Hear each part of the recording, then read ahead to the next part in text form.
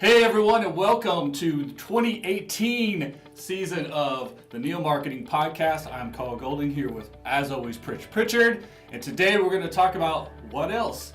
Setting goals in the new year. Welcome to the weekly Neo Marketing Podcast, featuring one half of the Golden Group C-Suite, Kyle Golding, and Pritchard, APR, PRSA Fellow.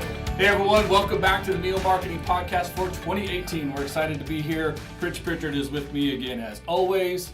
And this year we're going to have some guests as well, Pritch. Absolutely. It's going to be fantastic. Got some folks on the hook. That's right. But today we're going to talk about what else, setting goals for 2018. I'm not talking about New Year's resolutions. You know, we all can lose a couple pounds, get in better shape. Although I'll tell you, after when we get done with those, I'll tell you one of my personal resolutions. There you go. Talking about business goals.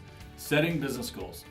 This is the perfect time of year. Your mindset is right. You have to set goals in order to be able to understand if you're being successful or not. Absolutely. Just because your business is profitable doesn't mean you're being highly successful, right? It's a good time to take a look at everything, see what's going well, see what's not going well. Most companies should have a strategic plan. And I know, at the Public Relations Society of America, we're in that cycle where we're halfway through, more than halfway through.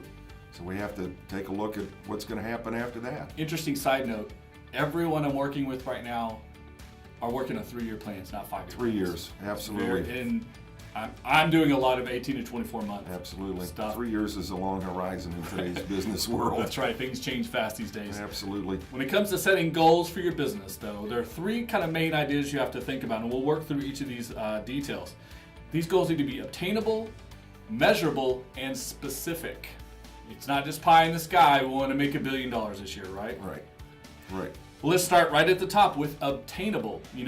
They always say you want to set a goal high, but you can't set it too high, right? It does need to be obtainable.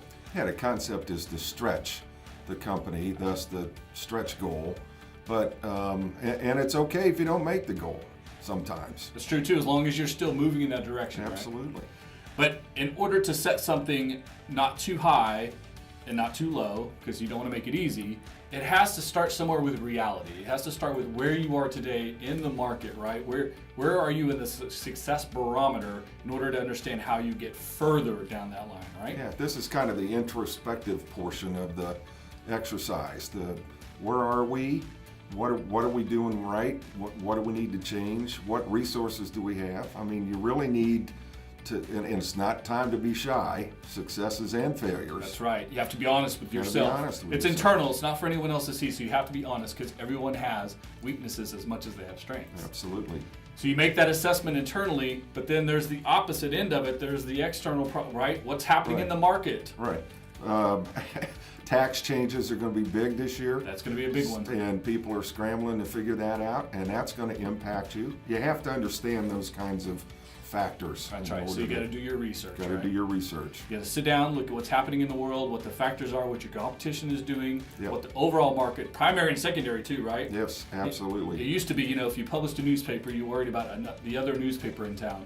Now you have to worry about magazines, websites, blogs, TV shows, tickets to the NBA game, et cetera, right? Because it's all competing for the same dollar. That competitive analysis in the planning process is critical, and again, can't give another company too much credit, but you should give them credit for what they're doing so that you can adjust. You can't let your competitors keep you from doing what you're going to do, but you have to understand what it is they're doing and decide when you're going head to head with them, strength versus strength or strength versus weakness.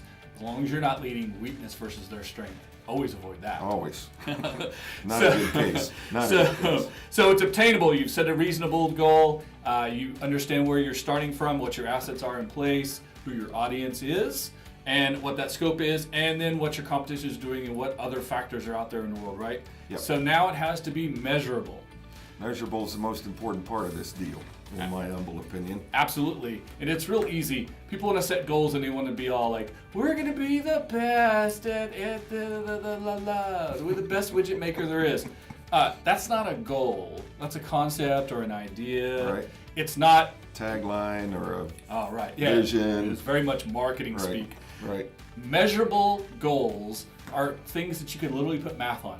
we're going to increase sales by X number of units or X percentage rate, etc. We're going to increase the number of opportunities that we have, a number of leads that we give our sales team, something like that, where you at the end of the year say we started with X, we ended with more than X or less than X. Less than X. And you can decide if that goal was hit or not on the measurements. Well, a couple of concepts with regard to that people often miss. One is that the research is really important and you can't skimp on it. No. And that's where you put the objectives or your measurement together. How do you know if you moved forward if you don't know where you started? Exactly. And nobody likes to do research, but otherwise you're just guessing. And we've talked about this on this podcast before. Absolutely. Not only do you need to know if you're going in the right direction with your goals by knowing where you're starting, but you have to know what the potential is. If you set your goal at twice the last year's sales, but the potential was 100 times last year's sale,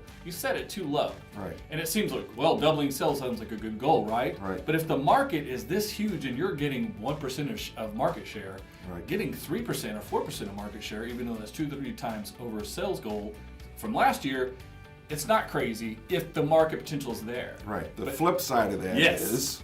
Go ahead. To explain the flip side, because I'm following you. If you don't have any idea where you are, then you don't have any idea what kind of number to put against it, as you were talking about. So you may end up with a market potential of maybe 2%, and you're at 1%, and you're not going to double that goal. If you're 80% of the market already, right, you're not doubling your sales next year. And that needle's not going to move very fast. It's going to be very hard. The last 20% of your goal is a lot harder than the first 20%. Absolutely. Every time. But you don't know that unless you do your research. That's capital R research.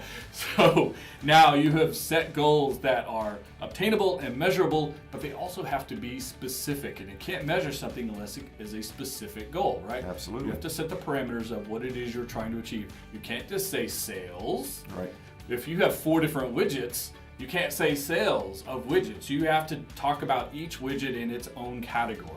At the university, I talk about 3 kinds of specific objectives. One is to raise awareness.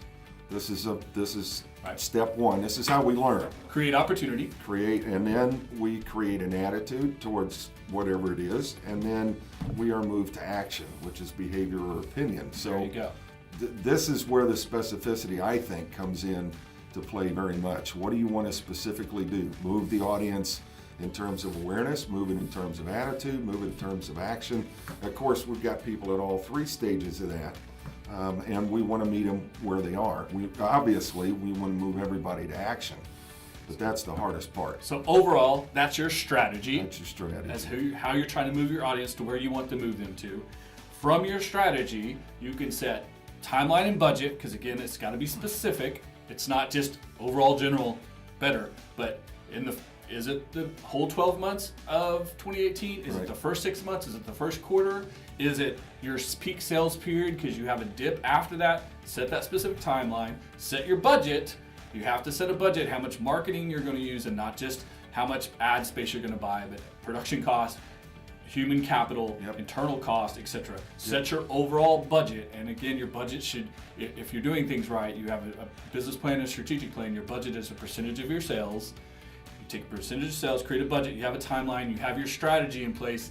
Now, after you've done all of that, you can talk about tactics. Actually, you don't even have to talk about tactics at that point. Strategy, you get your strategy set, the tactics are just going to fall out, because the tactics are nothing more than the things you need to do to achieve your strategy. You're right. It becomes very obvious. If you understand your audience, you understand your strengths and weaknesses, your position in the industry versus your competition, you understand your specific goals, measurable, with a timeline and a budget for an overall strategy. Tactics are easy. Tactics are simple. Super simple. They're the fun things, of course. That's what everybody wants to talk about. Everyone wants to start there, but we absolutely. End it there. That's the easiest part of the exercise. Right. And all you have to do now is take the tactics that will work based on your audience and based on your position, and divide up that budget we just set. Absolutely. There it is. Start to finish, 3 major ideas about how to set goals, measure them, achieve them for 2018. Bam. There it is. So on a personal note, Pritch, what's one New Year's resolution that you set this year, personally? I typically don't spend a lot of time putting together New Year's resolutions because, as the ad goes, resolutions are made to be broken. I think I want to keep doing more of the stuff that I'm doing well and find a way to get rid of some of the stuff I'm not doing very well. That makes a lot of sense. And get rid of stuff, period. Now that's a good one too, very good resolution. I set this resolution about 5 or 6 years ago, and it's served me really well, so every year we can reaffirm it. I'm a big social media guy. I'm always on Twitter, Instagram, etc. I'm always doing stuff.